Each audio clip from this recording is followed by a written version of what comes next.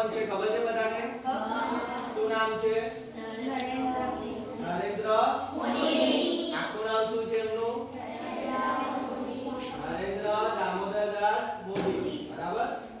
એમને આપણને શું કીધું છે કે આત્મનિર્ભર બનવાનું. આત્મનિર્ભરનો મતલબ શું થાય કે આપણે જે અત્યારે પોતાના કામ છે પોતે કરવા પડશે. બરાબર? તો કોણ સવારમાં વહેલા જાતે ઉઠી જાય છે સ્કૂલે આવવા માટે? સરસ. ચાલો બધા માટે તાળી. બીજી વસ્તુ છે કે તમે અહીંયાથી ભાઈ આ બાજુ આવો. તમે સ્કૂલે તો આવી ગયા. બરાબર? સ્કૂલમાં તમને જે પણ લેસન આપે છે, જે પણ વર્ક કરાવે છે, બરાબર, કામ કરાવે છે, તો ઘરે જઈને પણ આપણને લેસન રહે છે. બરાબર? તો આપણે મમ્મી પપ્પા કહેશે તો લેસન કરીશું કે પછી આપણે જાતે કરીશું? આપણે જાતે. ઘરે તો બધા જાતે લેસન. બરાબર. Very good. બધા માટે હમણાં ટીચરને પૂછે કોનું લેસન બાકી હોય છે? કોનું બાકી છે? બાકી છે.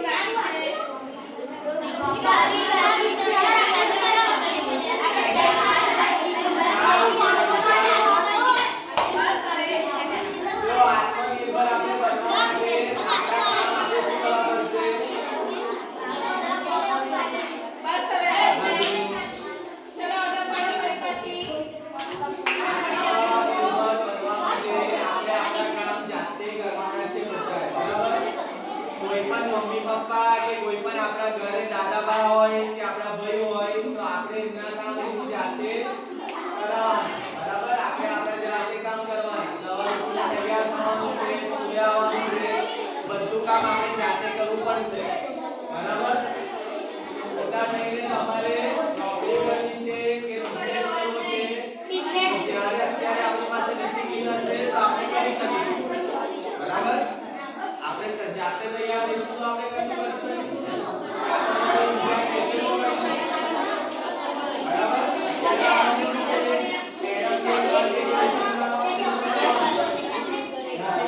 પછી 2 વાર મને આપશે તો આપણે લેસન કરીશું. અને લેસન આપણે પહેલેથી જ કરી લીધું હશે તો બરાબર? આપણે કામ કેવા કરવા પડશે? આપણે જાતે કરવા પડશે. બરાબર? પછી જ્યારે તમે મોટા થશો, 7મું ધોરણ, 8મું ધોરણ, 9મું ધોરણ આવશે, બરાબર, ત્યારે તમને ખબર પડશે કે આપણે મોટા થઈને કાં તો નોકરી કરવી પડે કાં તો બિઝનેસ કરવો પડે. બરાબર?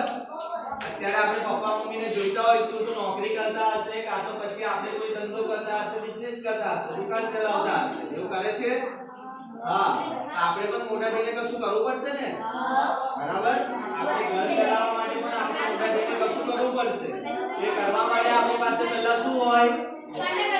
તો સારું ભણવું પડશે. પહેલા સ્કૂલમાં સારી રીતે ભણવું પડશે. બરાબર? મોટા થઈને કશું કરવું છે તો પહેલા તો સ્કૂલ આપણે પાસ કરવી પડશે.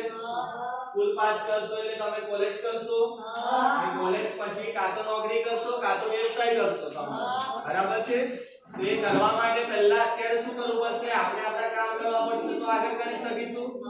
અત્યારથી આપણે બીજા કહેશે ને કરીશું તો નહીં ચાલે. બરાબર છે? તો પહેલું તો આપણે સવારે ઉઠવાનું જાતે છે. બરાબર? તૈયાર થવાનું, આપણું જે બેગ છે આપણે તૈયાર કરવાનું, મમ્મીએ નહીં. બરાબર? પછી અહીંયા આવીને જે પણ આપણને મેડમ કે સર લેસન આપે છે તો ઘરે જઈને આપણે યાદ રાખવાનું, આપણે કરવાનું. પછી બીજી દિવસ આવીને એવું નહીં કહેવાનું કે મેં ભૂલી ગયો, મારાથી નથી થયું, કે રમવા માટે ટાઈમ જતો રહ્યો. બરાબર? તો લેસન આપણે શું કરવાનું છે? જાતે કરવાનું છે.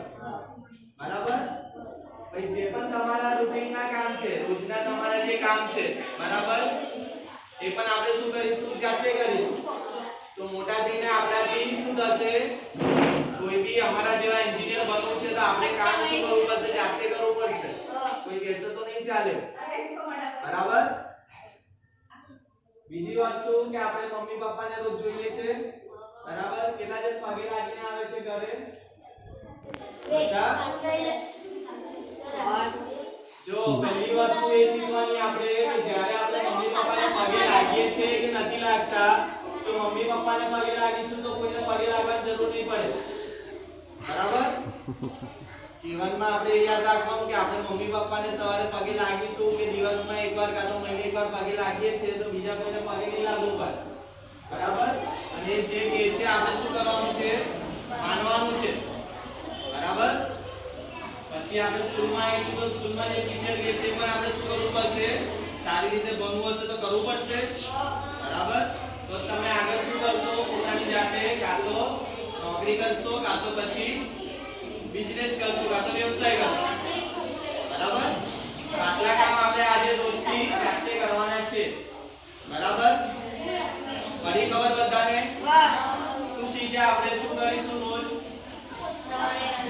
સવારે પહેલા જાતે ઉઠીશું નિયમિત વર્ક કરીશું આપણું બરાબર ડિસિપ્લિન લાવવાનું કામ આપણું જ છે બરાબર આપણે જાતે તૈયાર થઈ જવાનું સ્કૂલ બેગ આપણે જાતે તૈયાર કરવાની બરાબર છે અને રોજનું લેસન રોજ કરીને આવવાનું બરાબર આપણે પહેલા પોતે આત્મનિર્ભર થઈ જઈશું પછી વ્યવસાય કાં તો